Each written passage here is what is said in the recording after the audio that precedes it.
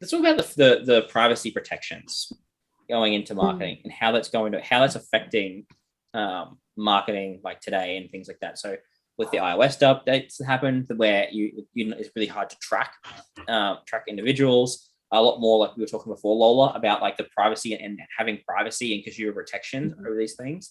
Like, how is this all now affecting marketing in the current environment? I think obviously digital marketing has really revolutionized the type of data we can get from people.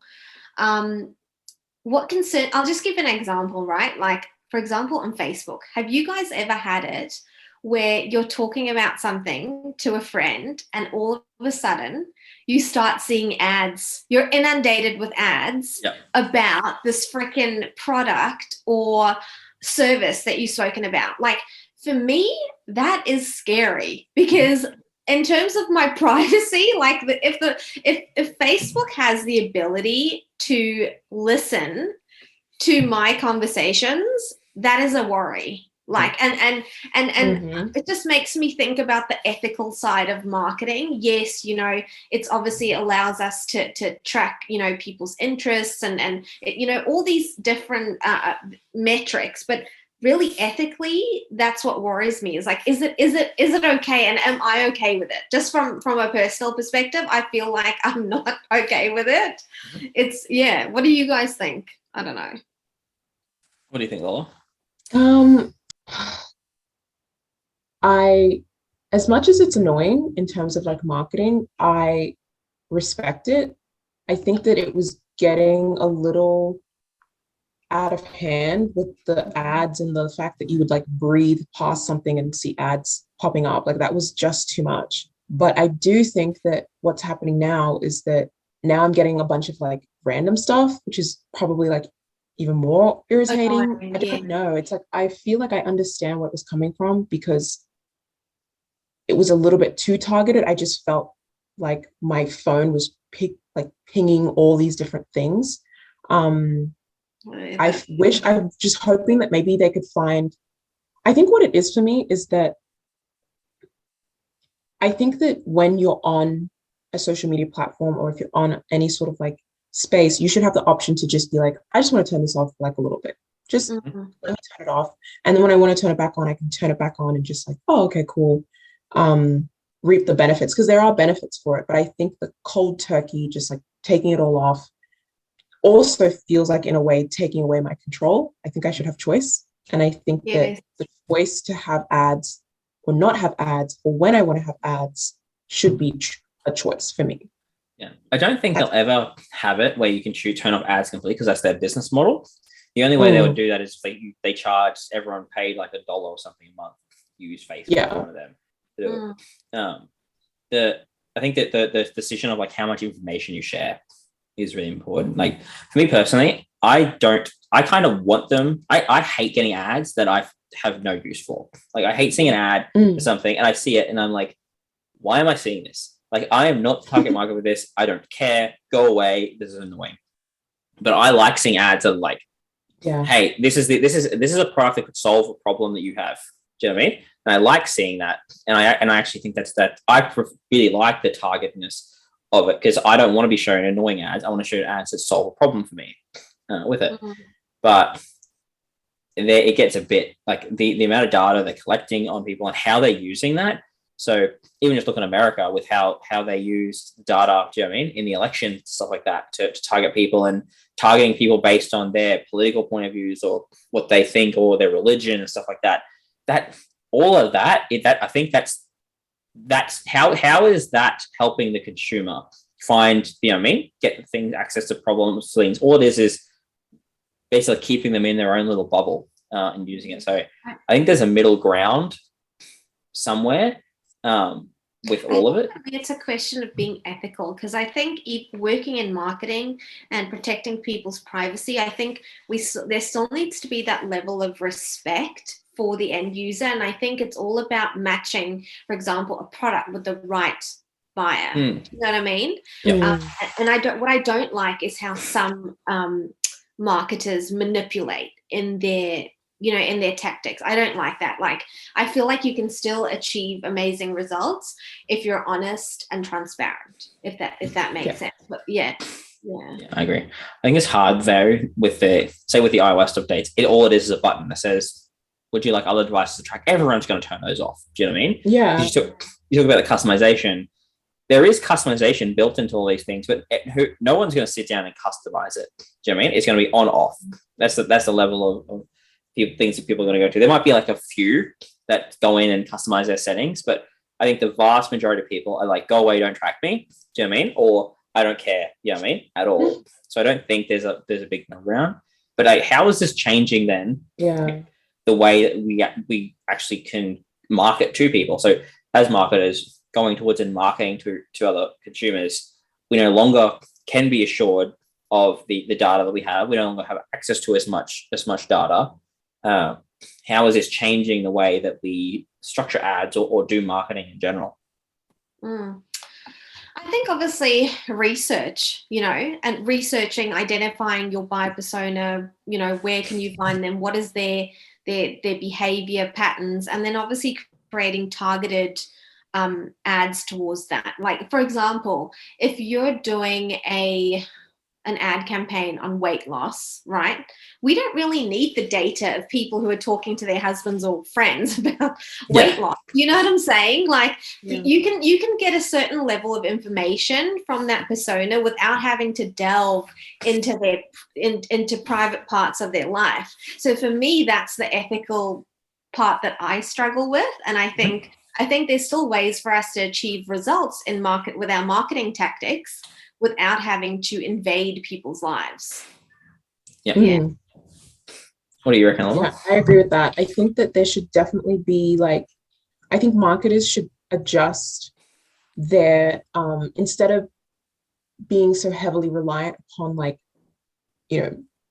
broad groups of people, broad capturing of data, let's become more targeted, more specific about who we're looking for, and what are they actually looking for themselves? What are the customers that we're trying to target specifically looking for? And let's just target that need. We don't need their entire family data. We don't need to know if they have a dog, so we can in the future market a dog product. So that exactly. All of that is unnecessary.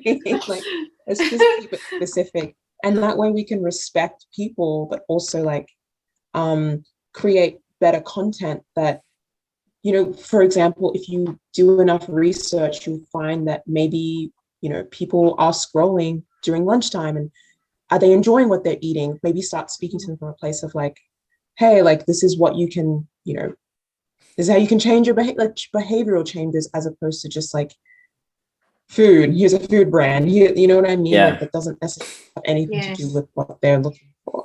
I think it's a big part of it is coming back down to actual value add marketing and doing it, because I think that's the big thing. I think marketing is going to completely move away from buy my shit product, ads. Do you know what I mean? Buy this, get this, put this thing in front of your face. Because I think just a lot of people are blind to billboards and signs now, where they just don't even look at them. I think that's starting to happen, or if not already happened with Facebook and with social media, where you see an ad, it doesn't even register. You just go, oh, ad, and you just block it out and you keep scrolling. Yeah. So I think it needs to be building this value add marketing and going into more of the educational side and providing value up front and building true relationships. I think that is truly the future of marketing in general. I think not only is it just the future, and this is a great way, I wouldn't be surprised if old school way of marketing really doesn't even exist, or is wildly unprofitable for most businesses going forward with it. Yeah. What do you think will happen? Oh, sorry. No, you go first.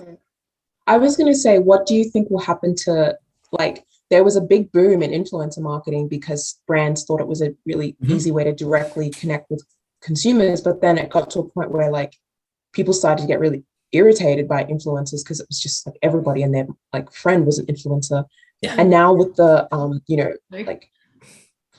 new privacy regulations, do you think that influencing is going to become the new way of yes, reach? Because what you said, I don't even, when you said it just now, it just made me realize that when I see an ad, my brain just completely blurs out the image. I just know that it said sponsored and I immediately was just like, I don't care. So now it's like the only way I'm actually going to see an ad is if someone is physically talking about it. Yeah, the social proofing aspect, I think, is really important with brand promotion. And I think especially with marketing, you know, people tend to resonate. And now a lot of businesses are actually using that social proofing influencer marketing within their paid advertising campaigns. I don't know if you guys have actually seen a lot of ads with those influencers for brands. But I agree, Lola. I think that, you know, that social proofing is very important. That's essentially why social media marketing took off. And social media marketing's really revolutionized the way that, you know, marketers are able to reach their audience. It's because of that social proofing. It's because businesses become more real. You can see behind the business and, you know, look at reviews of what other customers are saying. It's not, I think business in general businesses have less control when it comes to social media in terms of, like, say, for example, you have a business who is really shoddy. They don't do a great job for their customers. They can't hide behind the internet anymore when it comes to social media because users are able to see, you know, what's going on. They can talk to each other. So it's really changed. But I think that social proofing's, you know, obviously really good. I think the influencer side, like you using influencers, so I think that, like you said about it being annoying, I think there's got to be a synergy, because I think it's, I know watching some of the YouTube channels that I watch, and then they have a brand sponsor them that is so not right for their brand, and does that, like, there's no like relation. You can see it's just a business transaction. I think that is that's starting to get to that point where it's just like social media ads now. It's just another ad where you just skip through it, right? You grab it, you move your thing, and just go past that ad. But I think for the better way of doing it, it's like that social proofing where you got an influencer who's like, look, this is how this brand helped me or changed my life, or some story or some way, rather than just being like, and this is sponsored by blah blah, which it does work, and if they do synergies. But I think the better way is digging in to actually having that influence going, hey, like, you guys have helped me, you know what I mean? Like, let's say a website, right? Like Squarespace sponsors bazillion every influencer on the planet. If rather than saying this is Squarespace, blah, blah, blah, the ones that kind of work are like, hey, this is what I needed a website, and this is me building a website using this platform. Like, this is how I did it. This is why I really like them. I think that converts a lot better than just saying a name and sort of moving on when you know what it is. But even like businesses becoming influencers themselves, I think is going to be a big part of it. Like, let's like even just mathematically, let's think if you've got a business and you want to consistently reach, say, 100,000 people, like every month you want to reach 100,000 people, you can spend Facebook ads, which are continually getting more expensive for CPM, like cost per thousand, to reach those people, and it's going to become less targeted, and more people are going to just see it like as an impression and not even acknowledge it and scroll past, right? Or you can spend those resources on growing an actual brand and actually growing like an online e-commerce course or whatever you're doing, and become an actual influencer yourself. And now you do a post and instantly, you know, 100,000 people see it with zero spend on ad spend. And each one of those people has opted in to want to see your content and is fully engaged with it on an actual like level. So you can become your own influencer rather than just relying on others to grow it. I think that's a big part of the future of business. Just mathematically, it just kind of makes sense for it. Yeah, definitely.